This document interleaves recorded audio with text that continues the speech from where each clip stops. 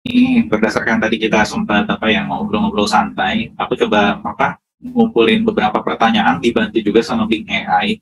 Jadi pertama tuh gini, kita lihat dari ujungnya dulu nih. Kalau kita mau berbicara tentang electric vehicle industry ya, gimana pun juga kan ujung-ujungnya itu adalah gimana kita naikin pertumbuhan ekonomi khususnya dari neraca dagang.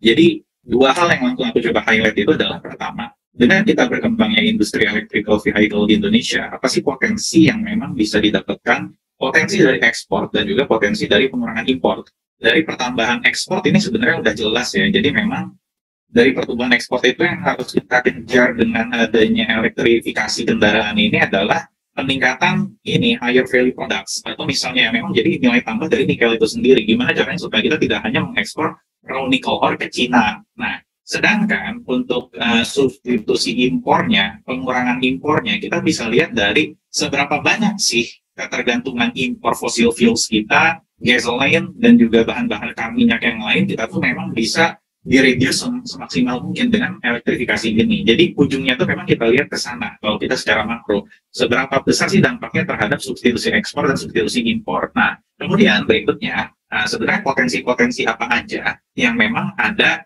di Indonesia kalau kita mau betting ya, atau kita mau bertaruh kepada pertumbuhan dari vehicle industry gitu. Nah, kalau misalnya kita mau dari sana, ya memang di sini ada potensi nikel kita sangat besar, lokasi kita sangat strategis karena di Asia Tenggara ini belum ada hub lagi. Government supportnya adalah semua BUMN yang visible itu diarahkan ya. Tadi disebut juga oleh Mas Gatot, yaitu dari Main ID dan Min ID dan juga aneka tambang.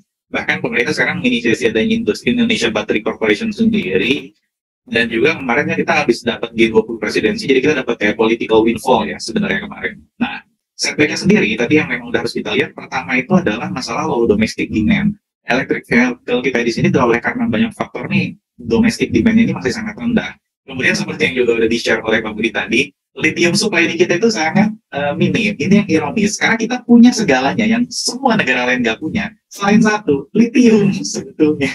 Itu yang jadi menarik. Jadi emang kita harus kolaborasi juga sama Raja Lithium kayak Argentina, Australia, atau Bolivia nih. Kalau emang kita nanti di sini pengen serius membagian electric vehicle ini, karena emang kita nggak punya lithium kayak yang tadi dibilang oleh Pak Budi. Nah, kemudian emang dari kompetisinya juga sendiri, kita kan emang baru nih, sedangkan udah ada Cina, Jepang, Korea, dan Jerman yang memang mereka itu udah sangat matang buat ini. Nah, itu gimana nanti kita kira-kira kalau emang kita mau hilirisasi, kan berarti kita harus ready juga bertarung di level end user, yaitu nah gimana caranya bertarung dengan Cina, Jepang, Korsel, dan juga Jerman yang udah matang nih ya untuk sampai ke level end user. Nah, kalau limitasi sendiri tadi sempat juga dibilang oleh Pak Guntur mengenai density itu menyebabkan high cost. Setelah menyebabkan high density yang menyebabkan high cost, range dari jaraknya pun juga jadi ada limit, dan charging time-nya sendiri lama dibandingkan masa penggunaan, bisa jadi charging time itu lebih lama. Nah, itu yang jadi setback yang juga jadi concern atau limitasi secara teknologi. Solusinya emang kalau untuk yang anti jangka panjang, kita emang harus kurangin cost of battery-nya itu sendiri. Gimana naikin density sehingga bisa bertambah juga jarak dari EV-nya itu sendiri. Dan yang terakhir adalah decreasing charging time. Ini yang salah satu mungkin yang Indonesia bisa ngambil celah ya. Karena kalau dua yang lain kan negara maju udah banyak yang riset, cuma decreasing charging time ini yang memang masih belum. Ini bisa jadi potensi kita. Nah, berikutnya itu sendiri, strateginya seperti apa sih secara umum, karena kan kita kekurangan lithium ya. Yang pertama emang charging infrastrukturnya nih yang harus kita kejar nih, yang jadi celah potensinya Indonesia. Kemudian kita ya juga ini udah no brainer ya, kita harus ngasih insentif dan juga edukasi, kita tingkatin regulatory framework dan juga standar buat EV-nya, dan cari kooperasi secara khususnya kepada yang memang raja lithium, yaitu Australia, Argentina, dan Bolivia, kurang lebih seperti itu. Nah, sehingga dari sana kalau kita emang udah ngejalanin ini, nantinya itu jadi di Indonesia itu tuh nanti kalau emang misalnya kita emang udah bisa melakukan ini semua, singkat katanya adalah opportunity-nya itu kita bisa dibalikin lagi kepada penambahan ekspor dari nilai tambah nikelnya itu sendiri, dan reduksi impor terutama dari energi-energi. Jadi kita harus melihatnya dari skala besar nih, tidak hanya sekedar kendaraan yang diganti, namun di sini juga ada ketergantungan impor fosil yang itu akan reduce banget nih kalau elektrifikasi ini bisa berhasil. Jadi itu yang kita lihat ya dari sudut pandang si trade balance-nya kita, penambahan value dari nikelnya dan pengurangan impor bahan bakar. Kurang lebih seperti itu yang mau di-share. Mungkin bisa dibantai atau biar jadi tanya jawab nih, biar seru ya. Silakan. Ya, saya dulu ya, Mil. Ya, karena biar nyambung. Enggak, Pak. Nah, biar seru, Pak. Begini, ini kan sebenarnya kan yang tidak pernah disinggung di ML tadi adalah dimensi waktunya. Oh. Ya memang berapa lama gitu loh. Oh iya, Pak. Benar sih. Tadi masuk dimensi ide, Pak. Nah, saya sebagai ini aja. Jadi, nikel itu, processingnya itu ada dua, yaitu smelter menjadi nikel murni yang nantinya menjadi additive untuk besi menjadi stainless. Sama kalau diproses secara kimiawi menjadi M sulfat yang nantinya menjadi prekursor lalu menjadi material katoda dan terakhir baru menjadi baterai. Jadi hanya untuk menjadi katoda. Nah, jadi untuk menjadi baterai itu sebetulnya banyak sekali yang komponen lain untuk bisa menjadi baterai nikel itu. Kira-kira gitu. Yang sebenarnya tidak pernah dibahas. Hanya punya potensi nikel yang bisa jadi baterai. Nah, yang sekarang diproses oleh China adalah smelter. Hanya smelter yang dijual dalam batangan nikel murni yang nantinya dijadikan sebagai bahan baku untuk stainless. Kira-kira begitu. Silakan Pak Budi. Ya, itu dia. Betul.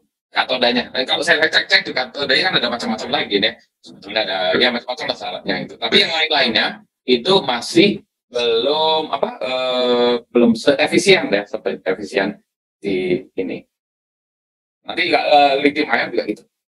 Nah, jadi ini sebenarnya sebenarnya tadi mau menjawab pertanyaannya Rumiko ya mengenai kenapa Elon Musk bikin roket gitu. Tapi ternyata nyambung dengan yang kita bahas ini. Jadi gini, kalau saya baca bukunya Elon Musk itu ada yang menarik bahwa ternyata dia itu untuk sampai kepada melakukan apa yang dia lakukan, dia itu menyusun suatu pertanyaan itu selama 13 tahun. Jadi dia selama 13 tahun itu berpikir pertanyaan apa yang sebetulnya paling worth it untuk selalu digali terus menerus. Karena akhirnya dia menemukan yaitu mengenai energi.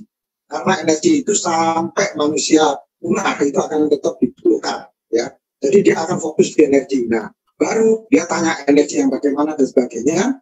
Akhirnya dia menemukan energi yang harus terbarukan. Ya, jadi artinya ya seperti Pak Budi bilang tadi solar, gitu ya.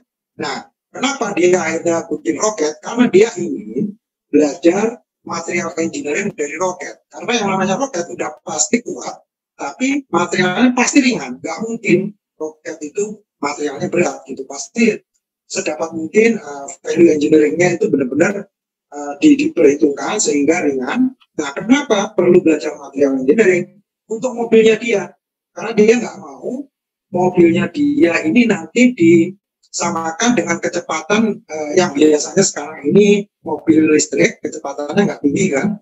Dia pengennya kecepatan mobilnya dia nanti melebihi kecepatan fossil fuel, combustion engine gitu. Jadi dia ada maksud kenapa dia itu bikin roket untuk belajar itu supaya mobil yang dia bikin dan dia nggak mau bikin mobil selain mobil yang benar-benar elektrik ya, pokoknya nggak mau pakai solar dia nggak tertarik gitu. Jadi dia tertariknya itu. Nah, terus terakhir mengenai Solar City. Kenapa Solar City itu dia beli? Solar City itu perusahaan yang bangkrut. Ya karena apa? Dia pengen nanti di Amerika itu, saya lupa di daerah mana, dia akan bangun itu coffee shop, tapi sekaligus untuk ngecas mobil gitu. Jadi orang sambil ngopi-ngopi ngecas mobil. Di situ ada tenaga surya gitu untuk ngecas baterai. Nah, kalau dari ceritanya Bro Emil tadi, kalau disambungin, ternyata memang nggak bisa kita melihat ekosistemnya ini secara hanya sekedar bagaimana membuat baterai. Gitu. Jadi benar-benar ekosistem tidak juga hanya mengenai kendaraan, tapi juga yang lainnya gitu. Jadi artinya kita nggak bisa fokus hanya pada kendaraannya itu sendiri. Dan kalau saya lihat dari chapter terakhir dari bukunya Elon Musk itu The Unified Field Theory of Elon Musk, itu menariknya di situ. Jadi memang sambung menyambung. Jadi kalau kita mau memanfaatkan teknologi ini untuk apa istilahnya tadi untuk trade balance kita, ya jalannya masih panjang termasuk smelter segala macam tadi gitu. Jadi intinya ternyata nyambung gitu. Itu sih yang saya ingin sampaikan bahwa ini worth it untuk diperjuangkan, tapi jangka panjang gitu, nggak bisa geratak duduk gitu tahu-tahu ya. Jadi apalagi kita nggak punya lithium. Itu sih Pak Budi. Yes, gitu. Semoga jelas ya, Mik. Sip, oke. Nah, jadi my next car is electric mesin ya. Mau beli mobil yang baru yang elektrik kan masih mahal ya.